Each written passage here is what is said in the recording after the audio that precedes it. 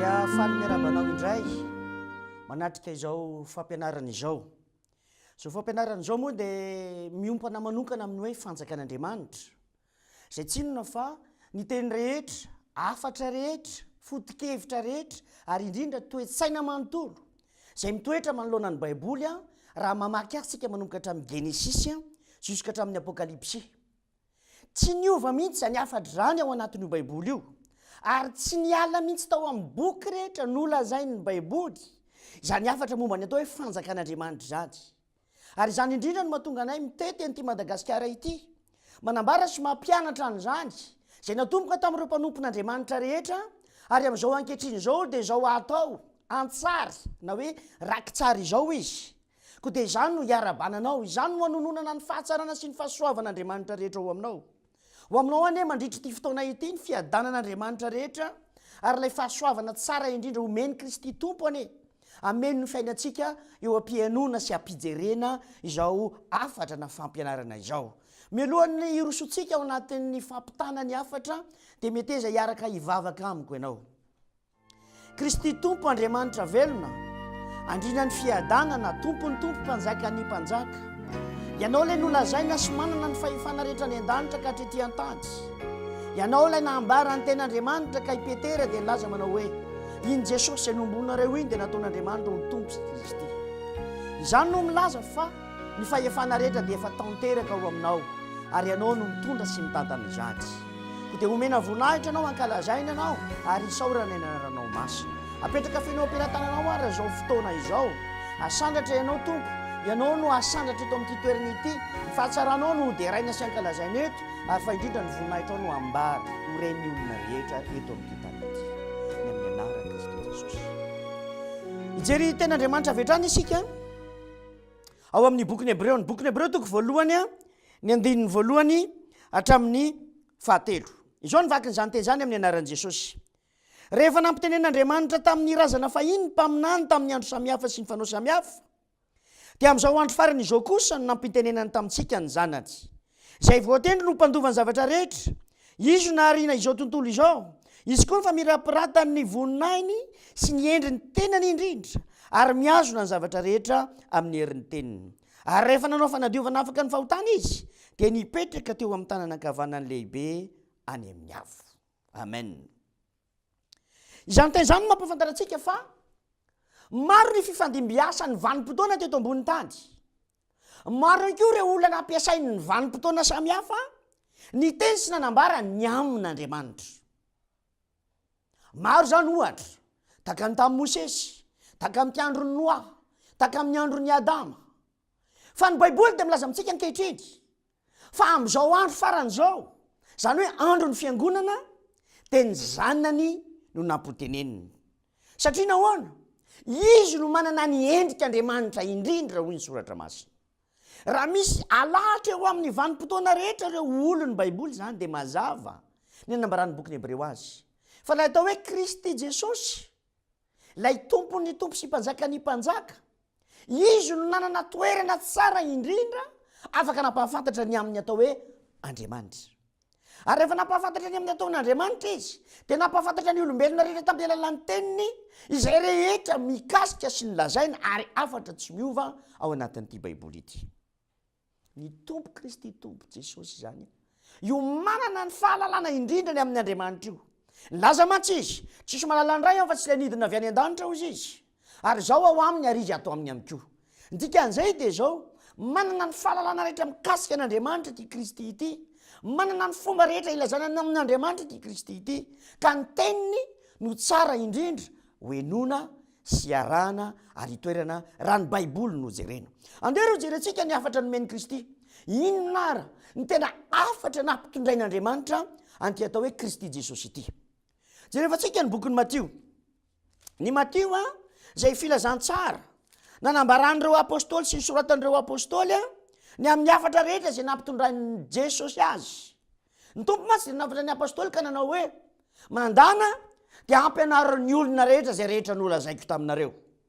Dia nanoratra an'izany Matio ao amin'ny toko 4 ny andininy 7:20. Izao no lazany Matio azy. Ary Jesosy nandeha eran'ny Galily ka nampianatra tao amin'ny sinagoga ny olona sy nitory ny filazantsara ny fanjakana ary nahasitrany ny aretina rehetra mba amin'ny ofo rehetra tamin'ny olona. Laza ihany koa izy any amin'ny toko fahasivy ny andininy fa 5:30 ary Jesosy nandeha nitety ny tanàna rehetra sy ny vohitra nampianatra teo amin'ny sinagoga sy nitory filazantsara ny fanjakana ary nahasitrana ny aretina rehetra mba amin'ny rofy rehetra. Laza ihany koa izy any amin'ny toko 4:20 andininy 4:10 ary hotoriana amin'izao tontolo izao ity filazantsara ny fanjakana ity ho vavolombelona amin'ny firenena rehetra dia vao ho tonga ny faratsy. Ny Lioka ihany koa izay mpanoratra ny baiboly dia nanambara an'izany izy ao amin'ny toko 9:1 ary taoriana kely ny jady dia lasa Jesosy nitety ny tanàna sy ny vohitra nitory ny filazantsara ny fanjakan'Andriamanitra ary ny 12 nanaraka azy. Hitantsika amin'izany fa afatra fototra nety Jesosy sy nampianarany teto ambony tany, izany hoe ny filazantsara ny fanjakana izany. Mazava zany resaka fa fanjakan'Andriamanitra ity tiany tompo ampitaina ity ary amin'ny mahafanjakan'Andriamanitra azy dia izay ny vaovao mahafaly neto ny tompo teto ambony tany, izay ny antonona ny rana azy teto ambony tany dia nitondra sy hampianatra amin'ny olombelona rehetra fa ity baiboly na ny tantara izorany momba an'Andriamanitra ity dia tsisy resaka afa-tsy ty hoe fanjakan'Andriamanitra ity manomboka hatrany ampiandohany zany ka hatrany ampiafarana. Mazava loatra fa nandahany zany ireo jiosy ireo ary rehefa nandahany zany ireo jiosy ireo dia nanambarana an'izao ny Mateo ny toko 1:20 andiny 7:70 izao ny vakiny izay teny izay manao hoe ary noho izany dia lazaiko aminareo hoe esorina aminareo ny fanjakan'Andriamanitra ka omena izay firenena mahavokatra ny vody. Tsy nandray ny zanak'Israely na dia natao azy zany, tsy nety nitoetra tamin'izany ny zanak'Israely na dia voahomana hatrizay ho azy ary zany dia nanapa-kevitra ny tompo. Laza izy indray andro ka nanao hoe manana ondry ivelany ty valy ty raha nalaza tamin'ny zanak'Israely izy. Dia mazava ny taom-pon'ny tompo eto amin'ny Mateo toko 1:20 andiny 7:70 manao hoe omena izay firenena mahavokatra ny vody. Zany afatra zany mahatonga anay tery te hitory izao fanjakan'Andriamanitra izao ho an'ny malagasy rehetra mba hanomana ity firenena ity na amboatra ity firenena ity voahomana ho an'ny Kristy. Zany lazaina any amin'ny Lioka toko 1:7 amboatra firenena voahomana ho an'ny tompo. Izany no matery anayka manao izao fampianarana izao.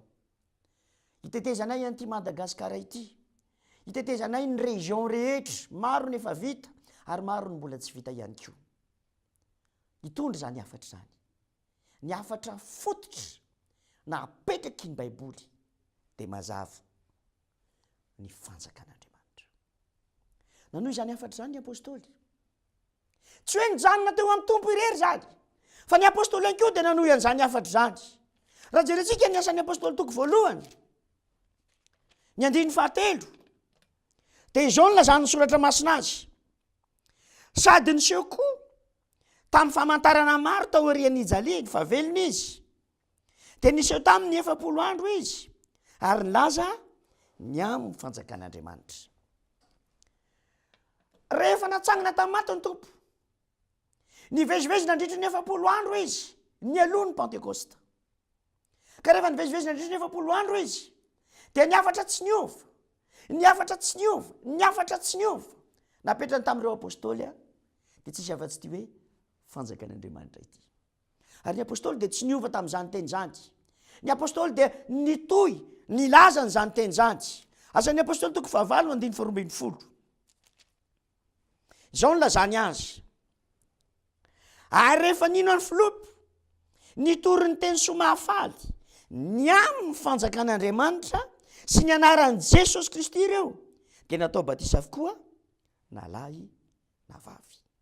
Toko 7 andiny fahavalo ary Paoly niditra tao amin'ny sinagoga ka niteny tamin'ny fahasahina dia niady hevitra 3 volana ka nampanaiky ny amin'ny fanjakan'Andriamanitra. Toko 7 andiny 7 ary rehefa nanao fotoana tamin'ireo dia maro nakeo aminy tao an-trano nitoerany ary izy nilaza sy nanambara taminy ny fanjakan'Andriamanitra hatramin'ny maraina ka hatramin'ny hariva ary niteny eo amin'ny lalan'ny Mosesy sy ny mpaminany no nitomany azy ino an Jesosy. Andiny 1:30 ary nitory ny fanjakan'Andriamanitra ka nampianatra ny amin' Jesosy tompo amin'ny fahasahina be ary tsy nisy fisakanana. Mazava loatra zany fa ny apôstôly rehetra na i Petera na i Filipo na i Paoly dia nitondra sy nampita zany hafatra zany. Ino izay hafatra izay? Ny fanjakan'Andriamanitra. Ka izay fanjakan'Andriamanitra izay mihitsy no hoentina sy ho tanterina amintsika amin'ny antsipirindy amin'ny alalan'izao fampianarana izao. Ho jerentsika ny baiboly iray manontolo hatrany am-piandohana ka hatrany am-piafarana. Dia ho jerentsika sy ho tarafintsika hoe ahoana ny endrika ny zorana sy ny sehoany zany fanjakan'Andriamanitra izany. Ahoana ny fomba nanehoan'ny mpanoratra ny baiboly zany fanjakan'Andriamanitra izany. Izay tsy inona fa afatra fototra na apetraky ny tompo, afatra fototra misy eo manerana amin'ny boky rehetra ny baiboly, afatra fototra tanjona lehibe ny zoran'ny baiboly. Izany no entina ao anatin'ity fampianarana ity. Koa dia mety izy ianao hitoetra ao anatin'izany fampianarana izany ary mety izy ianao hanaraka izany amin'ny fotsotra, amin'ny saina mazava. Andao iarahana manaiky hoe andao aloha apetraka daholo zay rehetra fantatsika, zay rehetra ho antsaintsika mikasika ny baiboly. Fa andao iarahanaiky hoe hamaky hatrambolohany baiboly, hitety ny baiboly iray manontolo dia ho hitanao fa hazava aminao ny amin'izany atao hoe fanjakan'Andriamanitra izany.